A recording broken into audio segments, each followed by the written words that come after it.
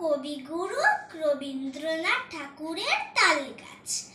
তাল গাছ এক পায়ে দাঁড়িয়ে, সব গাছ ছাড়িয়ে, উঁকি মারে আকাশে,